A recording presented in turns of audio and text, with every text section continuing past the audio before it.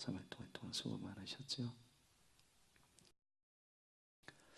이 시편 130편은 그 성전에 올라가는 시편이 120편부터 134편까지 전체 15편이 있습니다. 그 중에서 130편은 11번째입니다. 여러분, 성전에 왜 오르십니까? 성전에 오르시는 이유가 뭐죠? 예배하기 위해서입니다. 하나님을 높이고 하나님의 은혜를 받아야지만 사니까. 그래서 여러분, 예배는 하나님께만 집중하는 겁니다. 내가 예배에 참여를 했다. 그거는 세상의 옷을 벗고 성산에 오른 자답게 이 땅에 묻어왔고 나를 괴롭혀왔던 이 모든 것들을 그냥 내려놓고 거기에 앞서면 안 됩니다. 예배드리러 왔어도 내가 나올 때 개수 불을 껐나 안 껐나 뭐 이런 잡념에 잡히면 안 된단 말이에요. 여러분. 예배는 집중입니다. 하나님께만 집중하는 겁니다. 지금 이 시편 기자는 먼 길을 떠나와서 예루살렘에 온 이유가 뭐냐면 예루살렘에 성전이 있었기 때문입니다. 성전에 오르는 그는 겉으로 볼 때는 먼 길을 올 만큼 문제없는 인생 같아요. 그런데 여러분, 예배 속에서 하나님께만 집중할 때 나타나는 영혼의 모습이 뭐냐면은 겉모습이 아니라 속 사람을 발견하게 됩니다. 겉으로는 괜찮은 것 같고 문제없는 것 같고 다 그냥 그런 대로 살만하게 살은 것 같은데 예배 속에 하나님께 집중하잖아요. 그러면 하나님을 만나는 자는 자기의 속 사람을 확인하게 됩니다. 그래서 예배를 정말 은혜롭게 드렸다. 그건 다른 말로 표현하면 나의 이 속 사람이 어떤 사람인지를 정확하게 보고 그리고 그 내 안에 있는 모든 내면의 불일치, 불만족, 우울함, 무기력함, 더 나아가서 나 스스로 만족되지 못하였던 삶의 허무, 절망, 좌절 이런 것들은 뒤로 하고 하나님을 바라보는 동안 하나님의 그 생명과 은혜가 내 영혼을 채워버리는 거죠. 그래서 여러분, 예배에 오면은 처리할 거는 내려놓을 거는 끊어낼 거는 끊어내고 새로운 것을 덧입고 떠나야 됩니다. 근데 예배에 와서 집중을 못하고 하나님을 만나지 못하고 가는 자는 들어올 때 모습 그대로 또 보따리 싸들고 나가는 거예요. 그거는 여러분 한마디로 표현하면 신앙생활이 아니고 종교생활하는 거예요. 오늘 내가 수요 예배 왔다가 간다. 뭐 저에게 눈도장 찍을 일 없잖아요, 여러분. 진짜 여러분들이 예배를 사모하고 예배 속에 하나님께 집중을 했다. 그 사람은 이곳을 나갈 때는 속 사람의 자기를 확인하는 거예요. 그래서 자기 욕심과 그리고 자기의 교만과 자기의 의로 가득 찼던 삶, 그게 뭐냐면은 에고 아닙니까? 에고. 이 에고가 예배 안에서 하나님을 만난 자는 자기 자신으로 만족되어지는 셀프로 바뀌어야 되는 거예요. 예배를 통하여 변화되고 감동을 받고 그리고 은혜를 충만하게 먹었다. 은혜를 받았다. 이 말은 딴 게 아니고 하나님 지금 내가 주님과의 동행 속에 내가 나로서 너무 감사하군요. 그것을 확인하고 이곳을 떠나야 된다는 거죠. 그렇게 될 줄로 믿습니다. 여러분, 예배가 나에게 집중하는 동안에는 나의 이 처참함만 바라봅니다. 근데 하나님께 집중하는 동안 나의 이 모든 죄들, 그리고 나에 대한 상처, 더 나아가서 내 인생의 어두움, 무거움들이 빛 대신 하나님을 바라보는 동안 그런 것들이 사라지기 시작하는 거죠. 그래서 예배는 여러분 변화입니다. 하늘을 집중하고 하나님께 초점을 맞추는 자는 변화가 일어나는 거죠.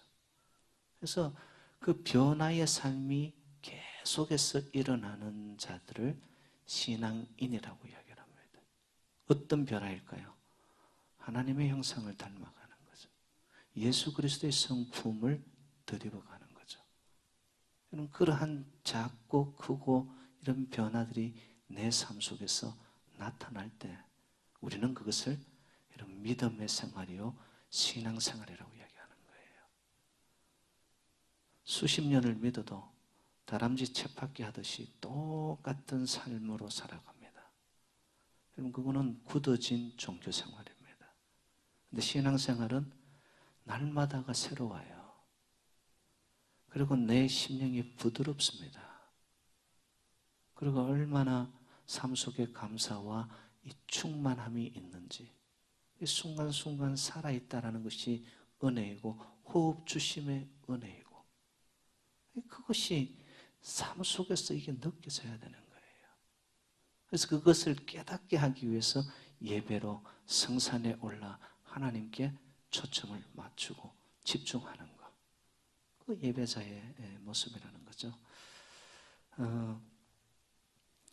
우리의 그 사람은 문제 없는 것 같지만 인생은 다 보면요 속 사람이 피폐하고 자기의 삶 속에서 여러분 지치고 상하고 고통 속에 정말 힘겹게 살아갑니다. 그래서 오늘 본문에도 시편 기자가 이런 표현을 하죠. 여러분 1절에 보면은 여호와여 내가 깊은 곳에서 주께 부르짖었나이다. 깊은 곳, 이건 무엇을 의미할까요? 자기 스스로는 헤어날 수 없는 깊은 수렁을 의미합니다. 여기에는 힘든 상황으로 인해서 아니면 고통스러운 처지로 인해서 아니면 지치고 상한 삶의 무게로 인해서 자기의 속사람이 그냥 꺼져가고 있는 거예요. 무거워가 견딜 수 없는 상황이라는 거예요. 이걸 누가 해결해 주냐는 거예요.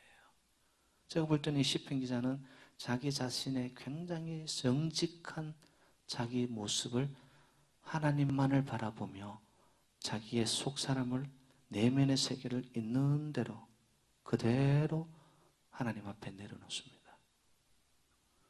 여러분 우리의 인생에 내면의 속사람을 바꾸어 놓고 속사람을 새롭게 할 수 있는 일은 전능자 하나님밖에는 없는 줄로 믿습니다. 아무리 가까이 내 삶의 사정을 다 안다 할지라도요 남편도 친구도 더 나아가서 여러분 성도 간의 모습 속에서도 내 이 속사람의 것을 치유하고 새롭게 하실 일은 하나님밖에 없어요. 그래서 이 시편 기자는 성산에 올라 성전에 올라 하나님을 향하여 자기의 내면의 깊은 것을 드러내기 시작합니다. 그러면 이 속사람이 깊은 곳에 수렁에 무게 속에 어두움 속에 빠져있는 이유가 있어야 될 거 아닙니까?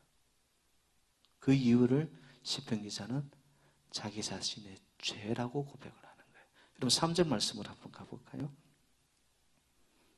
3절 같이 읽습니다. 시작. 여호와여 주께서 죄악을 지켜보실진데 주여 누가 서리이까? 지켜본다 이 말은 감찰하신다라는 뜻입니다. 여러분 여호와는 저와 여러분들을 감찰하시는 하나님이세요. 그 모습뿐만 아니라 이 깊은 곳까지도 감찰하시는 하나님이에요. 깊은 곳에 여러분, 우리 속의 깊은 곳에 도사리고 있는 것이 뭔가? 내 내면에 여러분 불일치, 신실하지 못함, 정직하지 못함, 이 모든 것들의 깊은 곳에서 보면은 죄성 때문에 그렇다는 거예요. 이게 죄악 때문에. 죄는 딴 게 아닙니다. 하나님 이외에 내가 나의 인생의 주인이 되어버리는 거예요. 자기 생각, 자기 판단, 그리고 자기 감정, 자기 의, 이런 것이 하나님보다 앞서가 버린단 말이에요. 그래서 여러분, 교만은 성경상의 가장 기초적인 죄인 동시에 가장 큰 죄가 교만입니다. 하나님을 앞서가 버리는 거. 네. 여러분, 창세기에 보면 신라곤이 일어나잖아요. 아담과 하와가 하나님의 창조하신 그 에덴 동산에서 쫓겨나는 이유도 뭐예요? 뱀의 유혹으로 인해서 자기들의 판단과 생각이 하나님의 명령, 말씀보다 앞섰던 거예요.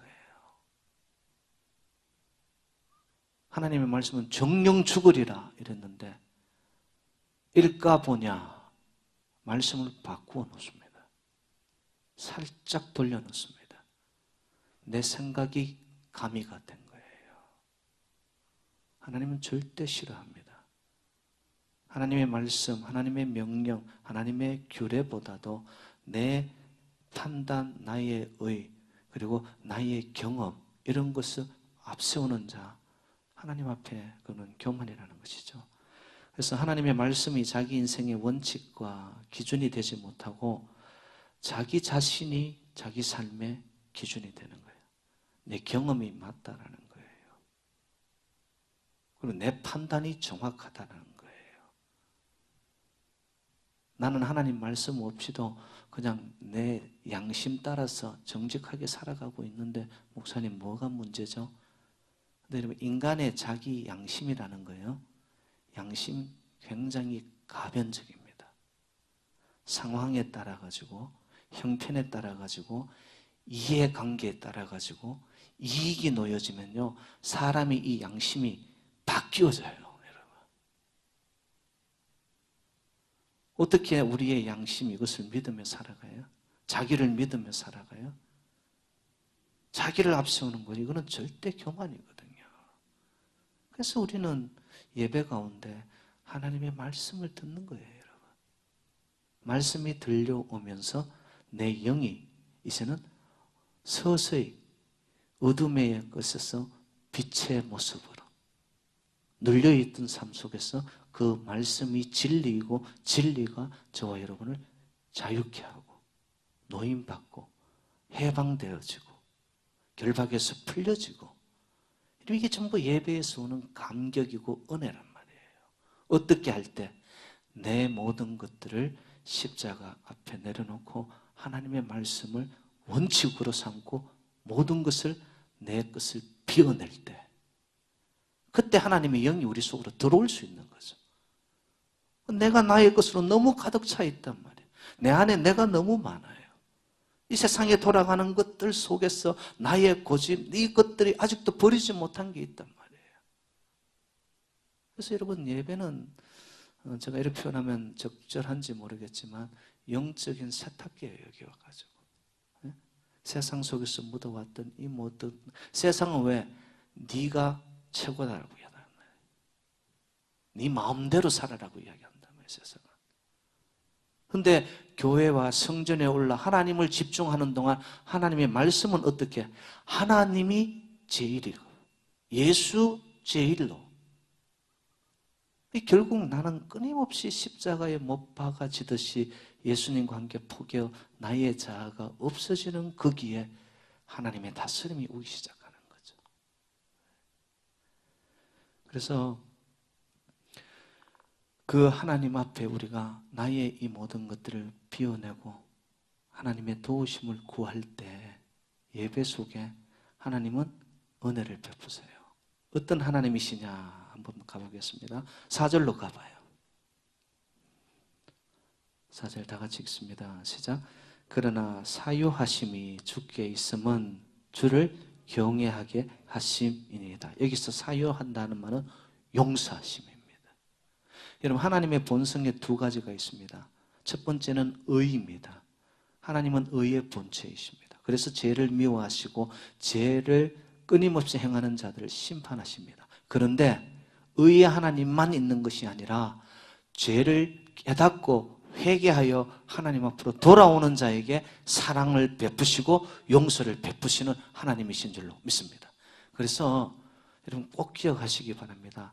나의 여러분 거짓, 그죠? 나의 교만, 그리고 나 스스로에 대한 하나님 앞에 어떤 죄악들, 이거보다도 하나님의 은혜와 하나님의 용서와 하나님의 사랑과 하나님의 충만하심이 훨씬 크다는 것을 기억하시기를 바랍니다. 그래서 우리가 삶의 현장 속에서 죄의 굴레 속에서 벗어나지 못하죠. 그런데 여러분, 그 죄라는 것보다도 하나님은 하나님 앞으로 오기만 하면, 성산에 올라 하나님께 집중하고 예배자로 나타나기만 하면 하나님은 또 용서해 주시고 사랑을 베푸시고 또 손을 잡아주시고 수렁 그 깊은 곳에서 나를 끌어내어 주시고, 바로 우리 하나님 그런 하나님이라는 것이죠. 그렇기 때문에 오늘 이 저녁 이 예배 속에 여러분 인생에 여러분 겉모습 말고요, 속 사람으로 한번 들어가 보세요. 어느 누가 자유롭습니까? 하나님 앞에 모두가 다 죄인이거든요. 그런데 그 죄를 스스로 하나님 용서함을 회개합니다. 죄를 비워내겠습니다. 아버지 은혜 베풀어 달라고.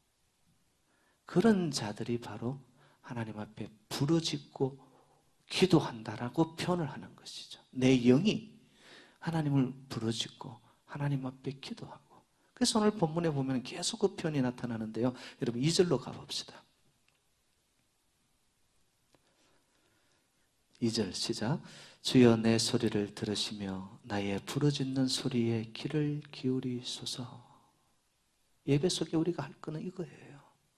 그냥 내 삶을, 내 속 사람을, 깊은 수렁에 있는 나, 깨떨어질 수 없는 이 자아, 이것을 전적으로 주님 앞에 부르짖으며 주님께 맡겨버리는 거예요.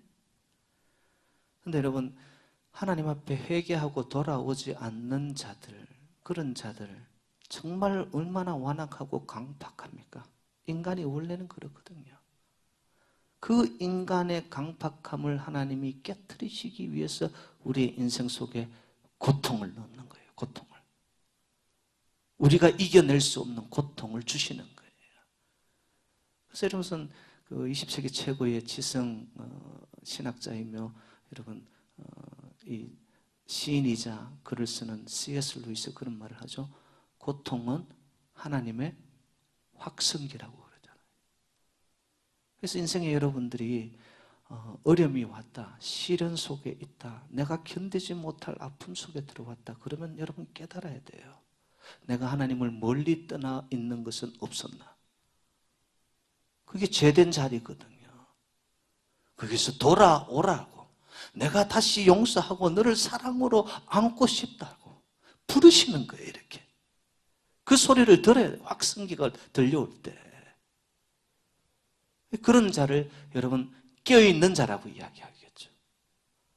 들려오는데도 내 영이 둔감해 있고 무감각해져 버린 자들은 이 확성기까지 들리는데도 안 들려요.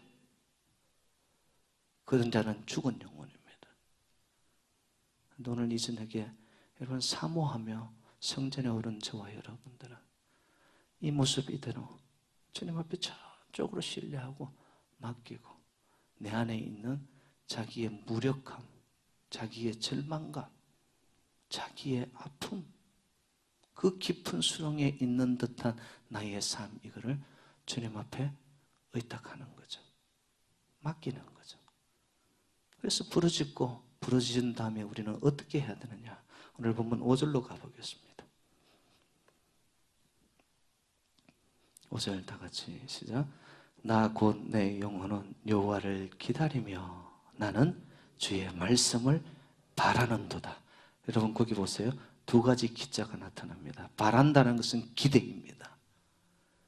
여러분 예배 속에 하나님의 은혜를 기대하세요. 하나님의 치유와 하나님의 터치와 하나님의 역사를 여러분 기대하시기 바랍니다. 그런데 그 하나님의 기대는 말씀을 통하여 깨닫게 되어져요. 깨닫고 나면 은혜입니다.